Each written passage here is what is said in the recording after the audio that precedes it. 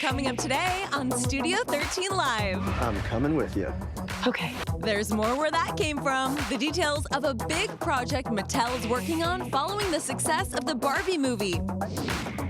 Plus, Besa Gordon is joining us in studio to talk about what's coming up on this week's episode of Back to Besa. Then we're getting a sneak peek of the Hello Girls production at Taproot Theater Company, a look at the true story of America's first female soldiers. And Seattle butcher's wife grilling up some andouille sausage and green chili mac and cheese. Studio 13 Live starts right now.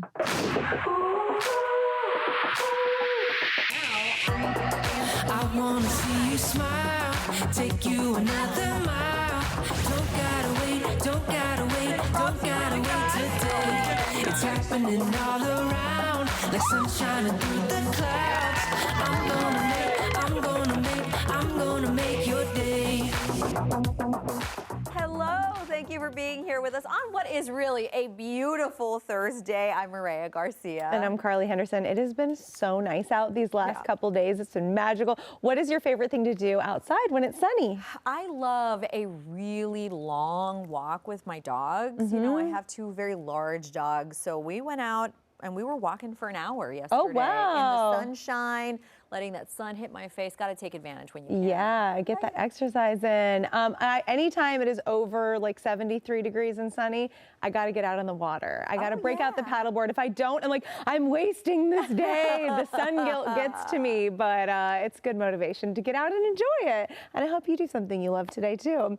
Okay, a big announcement coming today from the Jonas Brothers. So an extension of their 5 albums, 1 night tour. This tour is going to make its way to Washington in Spokane on November 7th before coming to Seattle on November 10th at Climate Pledge Arena. Now you can register through Monday for verified pre-sale access. Those tickets are going on sale starting August 3rd, so it's coming up soon.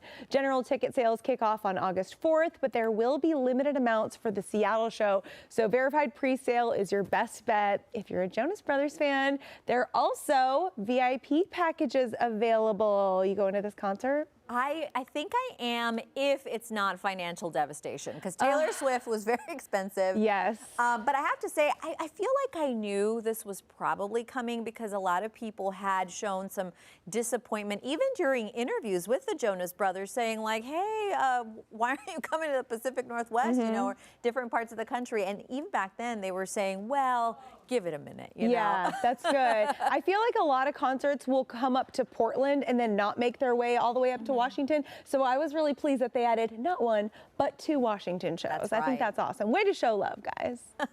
All right, well, we're excited. We're going to keep following that. But we got to talk about the Barbie movie a little more here because, you know, it made $26 million on Tuesday, on one day. Chill day. Yeah, chill day. It's already topping $472 million worldwide, and Mattel actually making a big announcement on the heels of this, saying that there are at least 14 new projects in the works, and that doesn't even include any Barbie sequels, which at this point are pretty much guaranteed. Other upcoming movies that include the Mattel name, American Girl, Thomas and Friends, Hot Wheels, even a Magic 8-Ball movie. My main question here is that, you know, if you've seen the Barbie movie, and even if you haven't, you've probably already caught this, it's about something bigger. It's about the female experience and not so much like Mattel.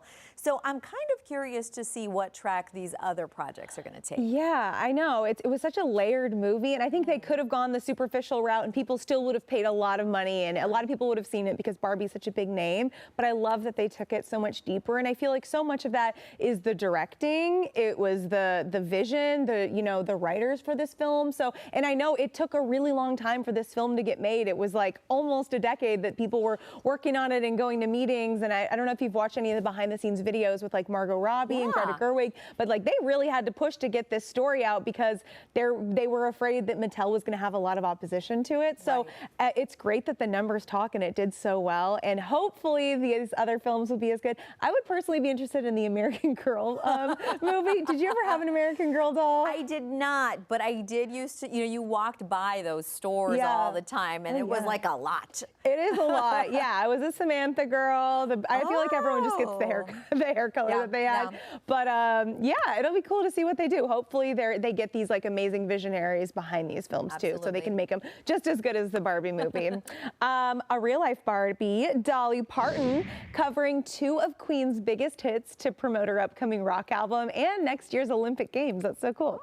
So she's covered We Are the Champions and We Will Rock You. And her Rockstar album also features covers of Prince's Purple Rain, the Rolling Stones' Satisfaction, and Lynyrd Skynyrd's Freebird. This album comes out mid-November. This almost feels like it's going to be karaoke with Dolly. It does, you know? and I am here for it. And she also keeping so busy.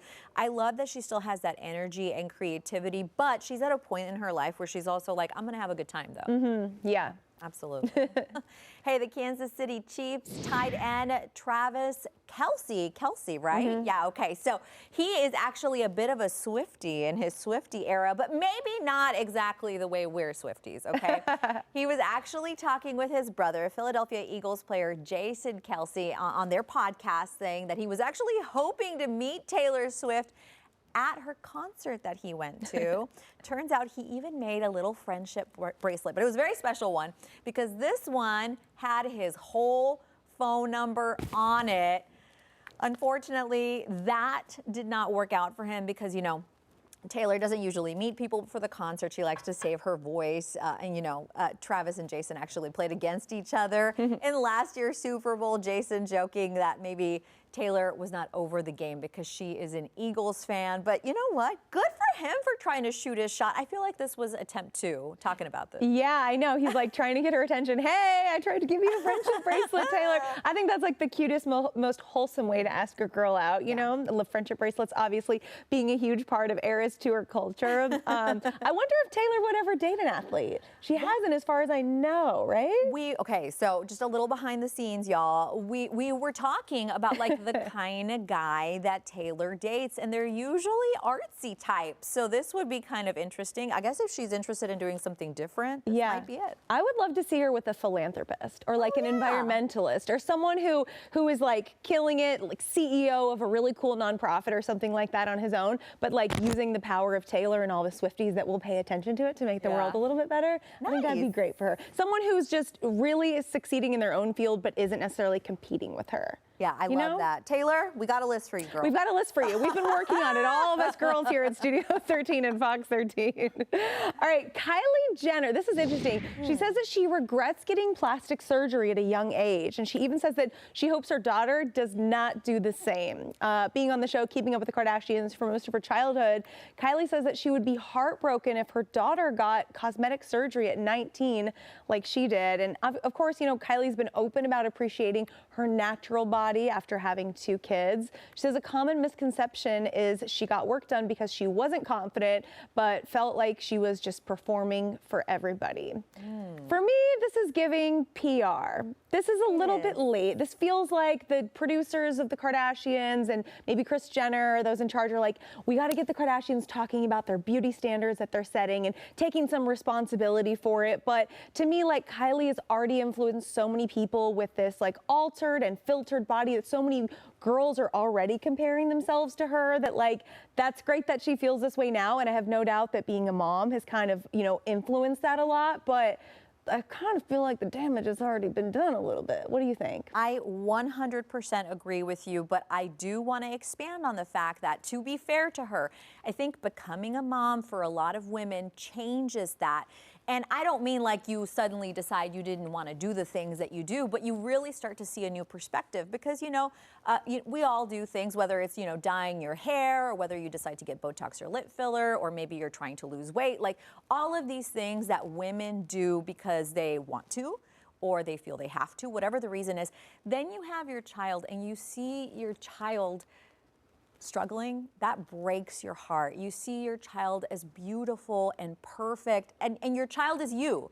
So you kind of start realizing, was I too hard on myself? I don't want my kid to feel this way. So I can definitely understand that, but that doesn't necessarily mean she's going to change her ways. Yeah, definitely. Very interesting.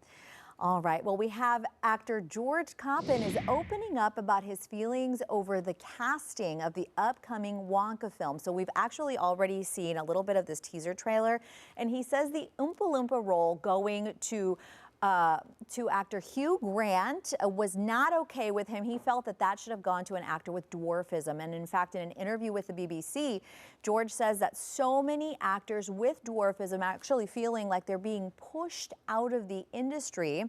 George is known for his role in Disney Plus's Willow and Netflix's School for Good and Evil. Oompa Loompas, of course, were played by actors with dwarfism in the previous 2 films based on the book Willy Wonka and the Chocolate Factory.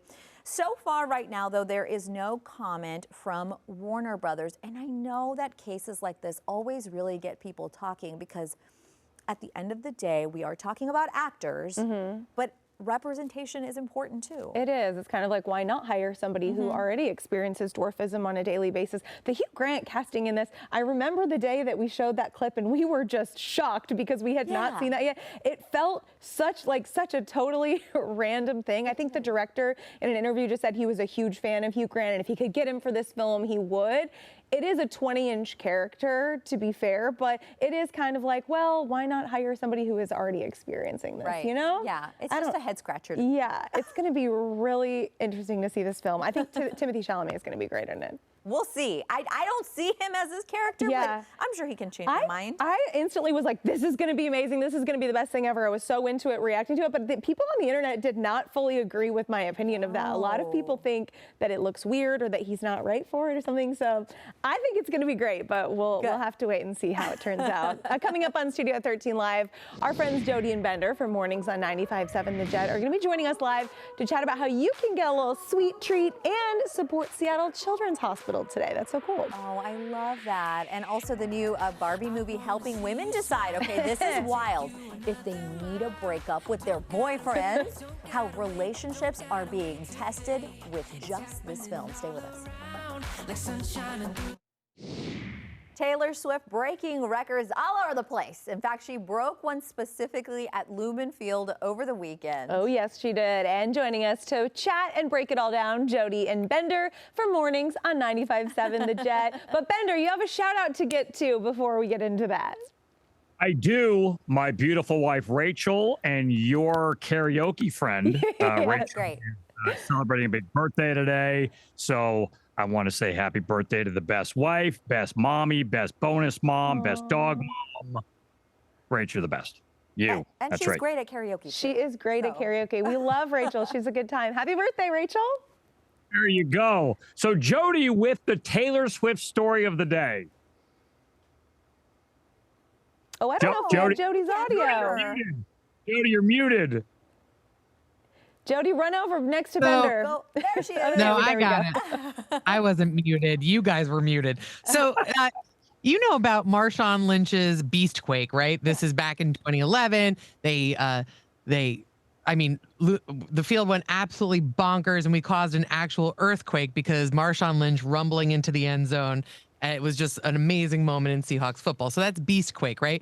Well, Taylor Swift being in town actually kind of upended Beastquake, and they had a Swiftquake at Lumen Field.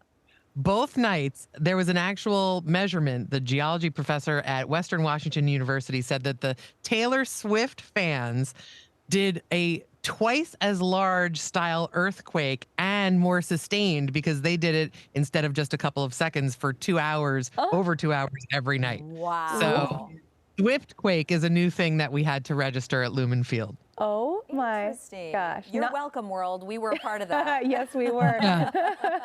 Not a record I thought Taylor was going to break, but go Taylor. We'll take it. Not what you were expecting. Yeah. No, not at all. Primarily from the Fox 13 suite where you guys were. That's where it was all coming We were from. jumping. That was the epicenter.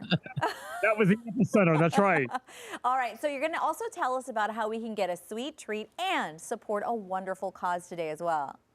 Yeah, so today is Miracle Treat Day at all Dairy Queens, all participating Dairy Queens. And the cool thing is, every single year, Dairy Queen does this, and they donate millions of dollars to local children's hospitals around the country. And the best part is, we have a Seattle Children's Hospital. We have our own children's hospital right here in our own backyard. So all the money, at least $1 from every blizzard that is sold at Dairy Queen today, $1, at least $1 goes directly to Seattle Children's Hospital. That is huge. So you swing by a Dairy Queen maybe for lunch or on your way home, get a blizzard. The go-to blizzard for me would be M&M's. Right. Jody, you're going with Peanut butter cups and Oreos. Straight up. What are you guys? Chocolate for me. I'm going Butterfinger. Nice. A classic, like a 90s classic right there. It is. Absolutely. Yeah. Sure. Bender, what does your shirt say, by the way? my shirt says, my wife says I have two faults. I don't listen and something else. Perfect shirt. Dad joke. Oh my goodness. Always a joy to chat with y'all. And definitely, everybody, go get a sweet treat and help a wonderful cause. Don't forget, you can catch Jody and Bender weekdays from 6 to 10 a.m. on 95.7 The Jet. And coming up on Studio 13 Live, we are checking in with Besa Gordon, the host of Back to Besa, to chat all about the first month of her new show and what's coming up next. But first is your boyfriend Kenough. How women are using the Barbie movie to decide if they really need to leave their man or not. Don't gotta wait, don't. Following the release of the Barbie movie, some women are actually now using it as a way to decide if their boyfriends are Kenough. Ken enough? Yeah. So that's a whole part of the movie. But women are taking their boyfriends to watch the movie, and then they're asking them their thoughts on the main themes that we've all seen in that film, including women being in power, challenges of being a woman in this society, and the patriarchy. People are posting on TikTok saying whether or not their boyfriends are passing this test with their answers. It makes me giggle, but you know what? Okay. One woman, in fact, feeling that she is very lucky because her partner wanted to discuss the impacts of the patriarchy after watching the film. So, should someone use the thoughts of their partner after watching this movie as a factor to end a relationship or not? What do we think? Yes. Okay, same. Me too. I like it. I think, early on in a relationship, it could tell you a lot about the way that your man thinks, And it's not that he has to fully understand all of the themes from the beginning because, a lot of guys, I think, don't understand the female experience and what it's like for us living under the patriarchy. But I think what you want to be looking for is, are they open-minded and are they understanding and hearing about your experience and just the female experience in general from this? Absolutely. I mean, we're not saying run out and get divorced or anything, unless you really want to, then you do what you want. But I think it is an important conversation starter because, I've been married for a very long time. And I think I was married probably for over 10 years when I mentioned to my husband that I never lose my keys when I'm walking because I always have my keys between my fingers. And he was so confused. We had been together married for over a decade, together longer.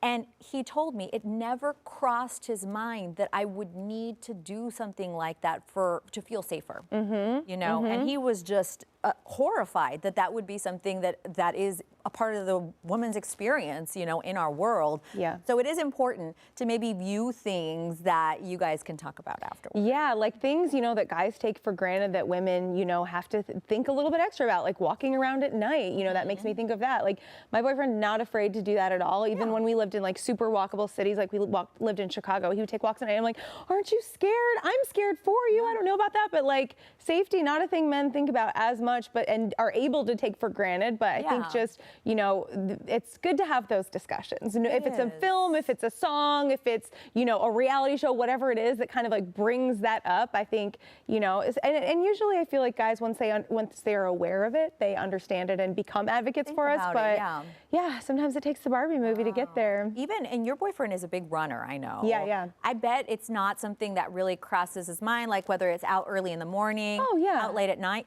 I love walking outside, but I bought a walking pad because Yeah. I didn't think it was a good idea to go walking, you know, when I wake up at 1:30 in the morning. You have to take a few extra careful. precautions. I'm glad you're not walking around at 1:30 in the morning. Thank you very much. Shout out to a man for being a great husband, but a terrible neighbor. Take a look at this.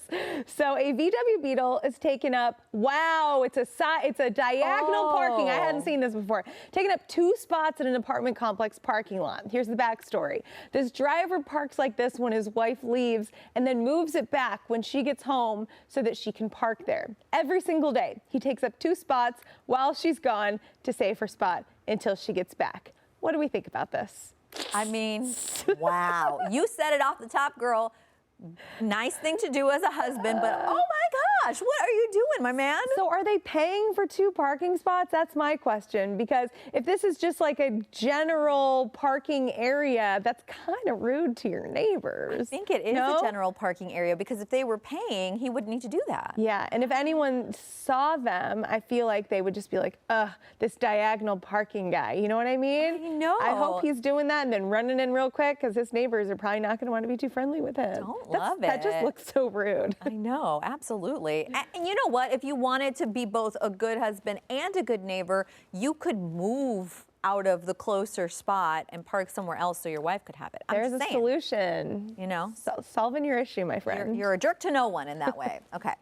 Still ahead, the Hello Girls musical now being extended at Taproot Theater Company. We're going to give you a look at how America's first female soldiers helped win a war. Yep, but first we're going to be checking in with Besa Gordon to get the scoop on what's coming up on Back to Besa this weekend. We'll be right back.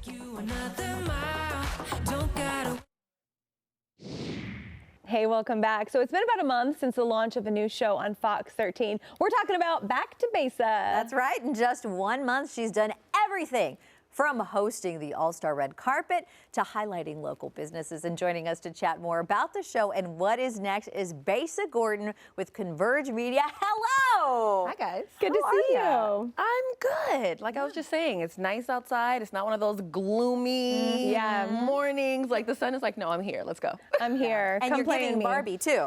Right? I haven't seen it yet, but I might go today. I'm dressed should. accordingly. You are. Okay, so it has been a true whirlwind for you this July. Tell us about the cool things that you have coming with the show. I've done so much with the show, including things that we haven't even put out yet, like playing golf and stuff like that. But going to the zoo was really, really dope. I was able to feed the rhino. So fun. That was a wild moment. Everyone's like, what do they eat? They eat vegetation. So apparently they weren't even worried about my fingers. That's a good thing. Made me feel a little better. Hosting the red carpet, that was wild. Like, you know, I knew I was going to All-Star Week, but like I said, I didn't expect to actually have such a big part in it. You know, I've been able to talk with the youth. That's been so fun. Like learning about their mindset and like how, I don't know what it is, but this new age of kids, like they are just so freaking amazing. Yeah. And then telling stories like Jebediah Gardner, you know, he's this real estate mogul out here that got it from the bottom, but is literally buying blocks and even more within our city. So Wild. it is wild, right? Yeah. And so these are things that I'm able to do on my show to where it's like, yeah, I can go to the zoo, but I can also tell someone's story. Yeah, for sure. And I'm glad you brought up All-Star, you know, too, because you killed it emceeing there. I was there. She introduced every athlete that walked down on that red carpet with such confidence. You were such a good MC. It was like awesome to see you in action. I'm glad it sounded good. It did. Wait, were you not feeling that way? Were you feeling nervous? Let me tell you, some of those names, Yeah. we talked about these names, Yeah. and some of those names gave me the blues. I'm not even going to sit here and act like they did it. But I got through it, and I think that's what's really key about being like a good host or MC. Like, even if you're nervous, you know, sometimes people make word typos, or a word po, as I say. And so, but as long as you do it confidently and you kind of just keep it rolling, it's kind of like falling on stage. You just have to keep moving. I didn't notice any mistakes. You sounded wonderful. I've also been checking out your Instagram, and you went to Bite of Seattle over the weekend. I did. How was that event? Bite of Seattle was cool. We're not going to talk about the check app. Yeah, a little controversy there. We're not gonna talk about that. Yeah. But I definitely tried some really good food. I went to Kenyan Kitchen. I went to Jumpin' Jambalaya, and my family, like, I'm from here, but my father is from Louisiana, so I love a good spice moment, and that was so good. And they had like this banana pudding. Oh my God, don't get me started. I love banana pudding. Go get some more in a minute. I also went to Glory Bucha, which is a locally owned Black owned kombucha company. You can actually also grab them at like the QFCs in the greater Seattle area. I was like, there's one down the street. I will be there. Yeah. And then I bought sea moss for the first time from Boston Sea Moss. So that was pretty dope. Sea moss is supposed to like cure all skin health issues and everything. It's like a eat it, or miracle do thing. you put it on? Both. Both, So like okay. you can eat it. Like some people take spoonfuls of it in the morning. Yeah. Some people mix it in their smoothies. I tried to do the spoonful thing. It's not for me. So I put it in my tea last night, and I was Yeah. like, okay, I can do this. It's like really expensive too. And that's why I didn't spit it out. Yeah. Yeah. Oh, no, we're getting this down. You're going to work here. It was a gaggy moment, but I got it down. So that's where the tea came from. But no, it was cool. Definitely had some amazing foods. Yeah. Oh, wonderful. So you just gave us this long list of all these amazing places that you've tried, but for folks that are looking for something new, is there like one or two places that you're like, the people got to go here? Jumpin' Jambalaya. Yeah. Is that the one for Like, you? that was a moment, you know. My dad doesn't make me jambalaya as much as I would like him to. Yeah. And so if I can go to a restaurant and the food looks like that Yeah. and it tastes like that, oh, I'm definitely coming back. Yeah. For sure. Wonderful. And then also Glory Bucha. I mean, you can just grab that from over at QFC if you like kombucha like Ooh, I love kombucha. I hear you're also working on a reclaiming mental health story. Tell us about that. So Washington Therapy Fund Foundation, they actually did an event earlier this week called Reclaiming Mental Health for BIPOC Mental Health Awareness Month. And it was really, really dope. They had Dr. Uche Blackstock, I want to say is her name there, as like a keynote speaker. And it was such a dope event to have everyone come out, you know, give their stories, give their tips on moving through mental health, but also talking about their woes. And it's like, look, this is what I'm going through. What is your advice? Like, what are some of your takeaways for what I can do to just kind of like get through this hump a little bit better? And nobody felt judged. It was completely open. There were some businesses in the back that made it to where you can sign up for more therapy things or maybe even buy candles. I bought candles. That is a part of mental health Yes. also. A little I was like, relaxation, yeah.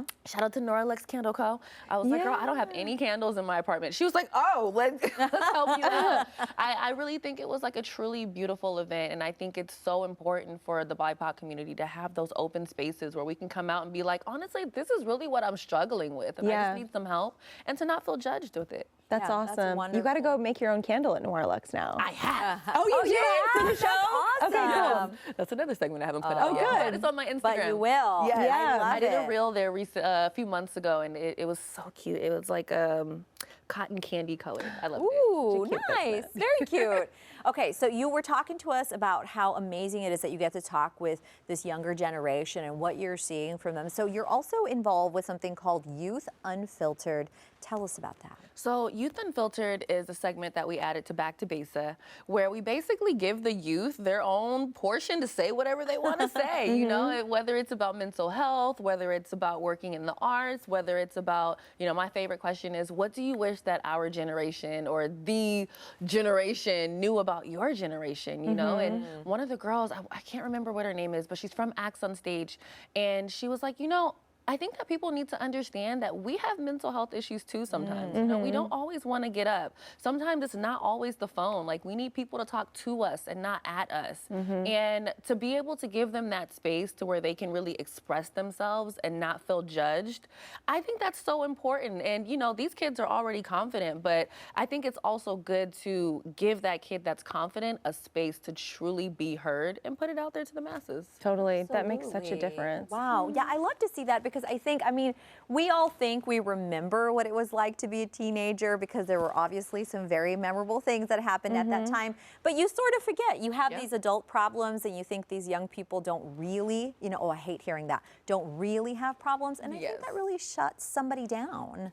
Truly does. You know, like I had a therapist when I was in middle school. Luckily for me, I went to meeting for 1 year, but my last 2 years I went to Mercer Middle School and they had in-school therapists. Wow. Same with I went to Franklin High School for 1 year. They had therapists there, and so when I transferred over to Cleveland for my last 3 years, I ended up seeing a therapist there. Like those schools actually had clinics in them where it was like you could go get, you know, health testings. I could get my shots there, and then I could also literally see a therapist, which honestly helped me get through some of my feelings. Like I'm an only child, so you don't always have someone to talk to when you're an only child. So to have like an actual adult to be able to hear what you have to say and feel what you have to say and not judge you, it's pretty dope. So that's amazing. I wish every school would have that. That would go such a long way.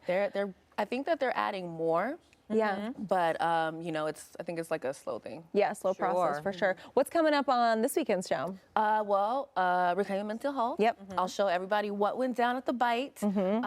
Shoot, what else is going on? We have a clip from Zion, who was a part of STG's Elevate. He's also going to be performing in Thing, and we had him give some advice to different kids that might want to get on stage and they might be a little bit nervous. We tap in with, I want to say she's like 9 years old. Her name is Nye, and she has an affirmations clothing brand called I Am by Nye. We tapped in with her a few months ago, so we're gonna have her talk about her clothing brand.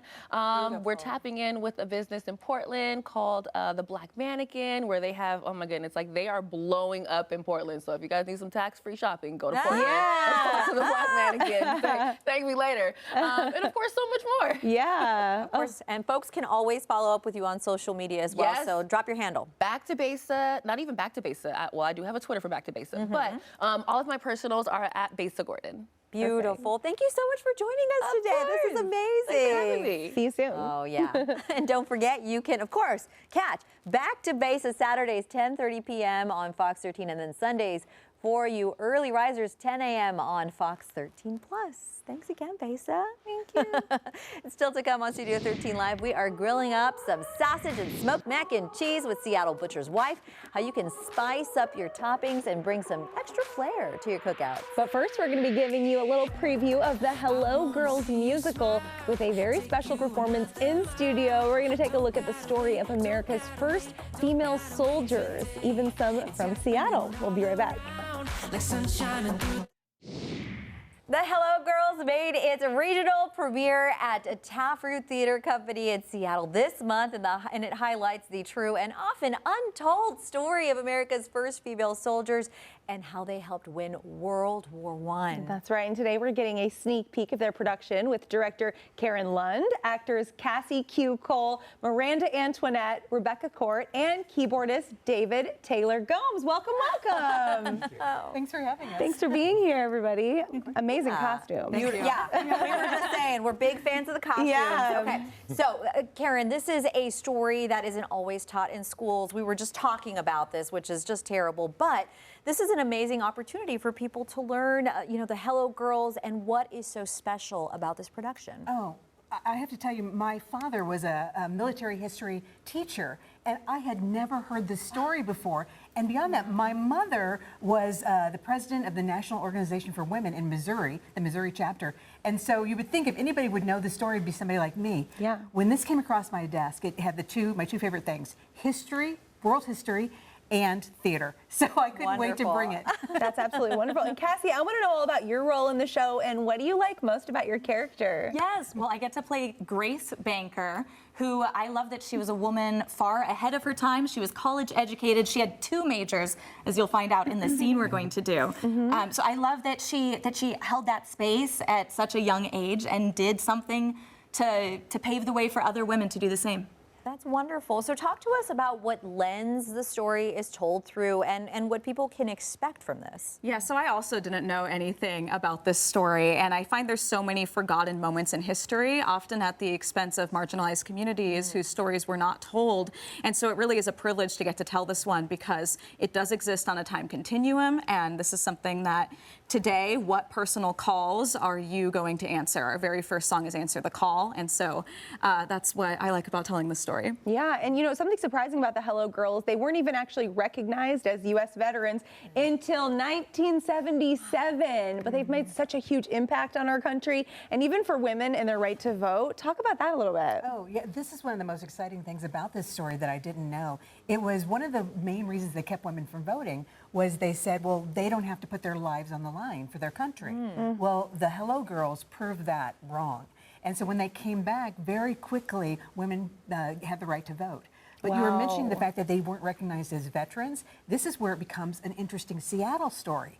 More than a dozen of the women, of the 233 women who served in World War I, more than a dozen came from Seattle, Washington, specifically the University of Washington.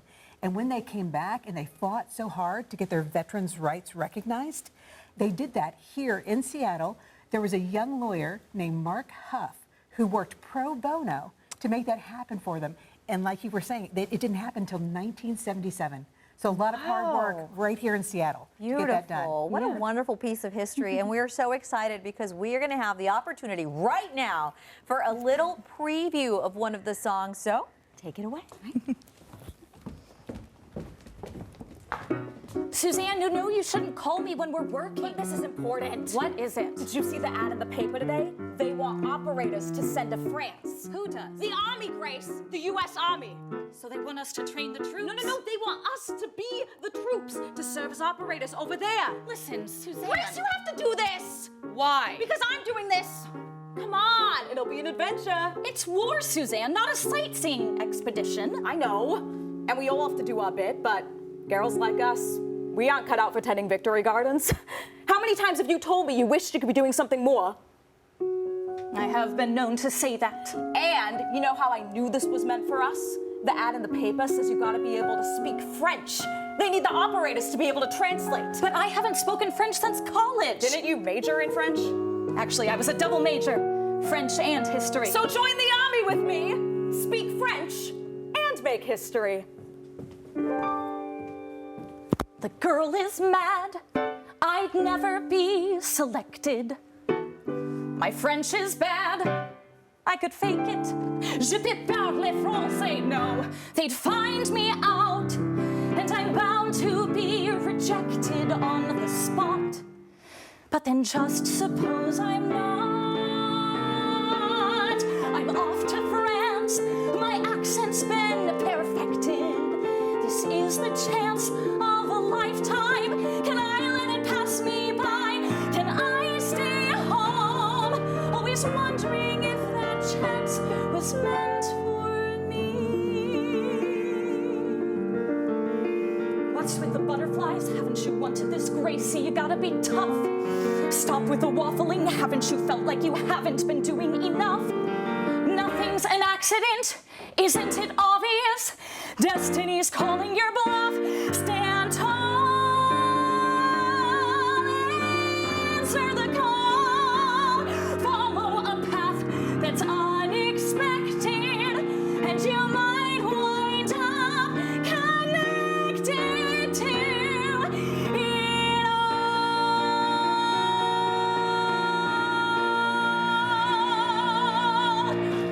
Whoa! Congratulations! That was incredible! Thank you, Carly. All of you! Wow! Come on back up here! Wow! You all are so talented! Incredible! What was your favorite kind of number to perform from this production, and what happens in that scene? Oh, well, you will hear a lot of really beautiful, rousing numbers like Connected in this show. But my favorite is a very silly and fun kind of comedic relief type number. Yeah. And it's kind of your first introduction to a very troublesome character. Okay. Her name is Louise, and she was a French immigrant to the U.S., and she was only 18, and she lies about her age in order to serve and fight for what she believes in. And she sings this song that starts to kind of tear down the rules, and there's a lot of dancing. It's very fun, and the title is Je m'en fiche, which means I don't care. I love it. I love it. A rebellious woman. How do you like playing a character like that? Is it so fun? It's very fun. It's very fun. I think I often play like sweet characters, so it's fun to play one that tears things up a little bit. Yeah, you got to do it. David, I mean, killing it on the keys over there. Thank you. How would you kind of describe the rest of the music and the lyrics in this show, and like how fun is that to perform? Well, it's very fun to perform, and actually I just joined the show this week. They have a brilliant music director, Michael Knighting, but that happens a lot in musical theater. Musicians pop in and out. Yeah. But the music really honors the period with which the story takes place, but it's written so that a contemporary ear will enjoy it. There's lots of what I call ear candy moments. So like a lyric that just makes you go, what? Or like the harmonies are spectacular, and the cast just knocks it out of the park. They're like so tight and clean. Wow, I would never have thought you just joined the crew here. I hear that the show's doing really well. We're adding some more dates to the calendar. How do people get tickets, and how long can people catch the show? Yes, well, that's the exciting news, is that we have officially, because it's selling so well, we have officially extended until August 19th. You can catch this show on most nights of the week, and you can find tickets on taproottheater.org. Or you can call the box office at 206-781-9707. Amazing. Thank you all so much. Thanks for bringing your talent here.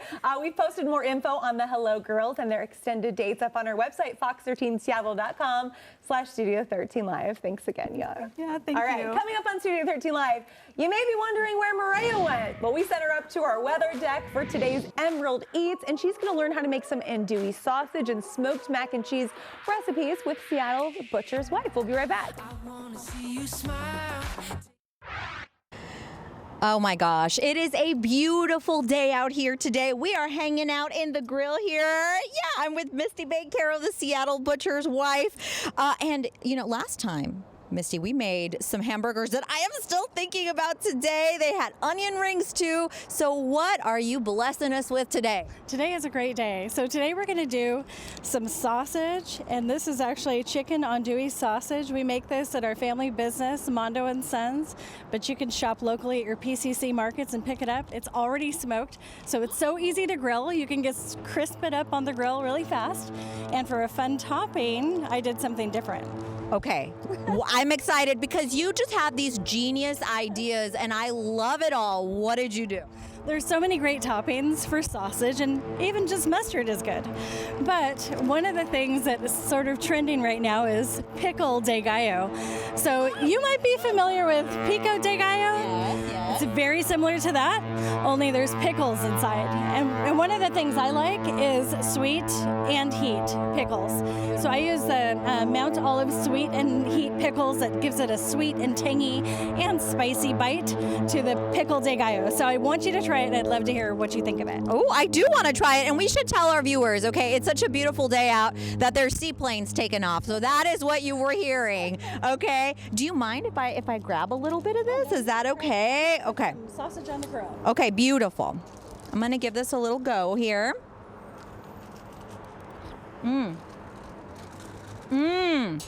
Oh my gosh. This is so delicious and different. I love that. Isn't it fun? Yeah. So it's really tangy, and it gives a really nice complement to any spicy or well-seasoned sausage. We make our sausage with all natural ingredients. So here's the combination together. There's actually mayonnaise on the bottom, a little traditional ketchup and mustard, and then you got the pickle de gallo. So we have this as a bite. So, and then the next thing that I prepared today was smoked mac and cheese, because who doesn't like macaroni and cheese? It's a shame if you don't. So I have two different styles. Okay. I have one that is a basic smoked mac and cheese, and then I have one that has hatch chilies and bacon in it. And one of the things about smoking them on the grill is that it brings in all the smoke flavor. It's absolutely delicious. So here I've got the basic mac and cheese smoked on the grill, and here I have the hatch chili infused. This actually has little pieces of bacon running through it and hatch chilies with a lot of smoked paprika and wonderful Southwest seasonings. So I'd love for you to try it. Which one do you want to try first? Okay, I'm gonna save the pure mac and cheese for my girl Carly. I got you back, girl, but I need to get in on that. Did you say bacon and hatch chilies? Yes, I will be trying that. I am so excited. Look at how beautiful this looks. Wow. And I know people are going to be asking about these recipes. So this is something they can find through you, right? Absolutely. If they check out Seattle Butcher's Wife, I'll have the recipes posted tonight. So stay tuned and check out Facebook as well as Instagram with Seattle Butcher's Wife. All right. Can I just dig in? Oh, And do you think is that a bigger spoon? You can't have a little bite. That's fair. That's fair. Oh my goodness, this looks just fabulous, and I really love that you put so much thought into ways of elevating foods that I think are so traditionally, barbecue foods for the summer too. Absolutely. And they're a great thing to bring to a summer picnic or a barbecue where everybody gets to participate. And almost everybody loves mac and cheese, no matter how you put it together. Oh my gosh. What do you think? Well, it's so good I can barely speak, but what is this little crust here? It's amazing. That's panko crust, and it's breadcrumbs, but it's also Parmesan. So there's Parmesan cheese, some melted butter, and some panko that gives it just a little extra crispiness to the top. Okay, so talking about all these extra seasonings that makes everything feel so special, we have to talk about your fabulous salt here. So walk me through it, and what are some excellent things that we can use it for? Absolutely. I know last time I had the opportunity to tell you a little bit about these salts. This is actually a kit that you can buy on the Saltery website, and you can see the link in my bio if you go to Seattle Butcher's Wife to find it. But we really have the Butcher's Wife and the Butcher's Salt, and the Butcher's Salt is really fun. It actually has little red pepper. It's large flake salt. It's infused with charcoal, and it has red peppercorns in it. It is so good. It gives that little extra saltiness and then also a crunch. Mine has a little sriracha infusion. It's a middle-sized flake, and I love this. And this would be something I would definitely use on the mac and cheese that has the hatch chilies and give it just a little extra spice. But you can see there's medium flakes, there's a little smoked paprika. It is absolutely delicious. It comes into a kit, so check it out. There's a link on my bio, and you can get some to use for yourself. That is so wonderful. And I am not much of a cook myself, but when you come, I feel so excited and inspired. Talk to me about the passion that you have for making people excited to make food at home. I'm really glad that you mentioned that, because that really was my mission. And when I started to learn how to grill just a few years ago, I learned from YouTube videos, from watching Instagram, checking out Pinterest. And so whatever you want to do, you can do it. And I love to empower women to get out to the grill where it's a traditional man's space. I love to get people excited about creating their own dishes that they love at home. That is so fabulous, and you always treat us so beautifully here.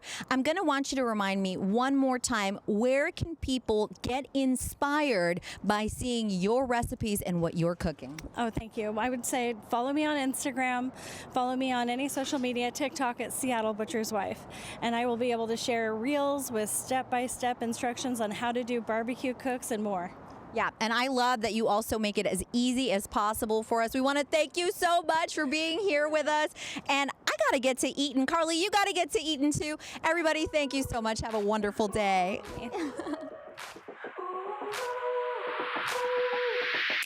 I wanna see you smile, take you another mile. Don't gotta wait, don't gotta wait.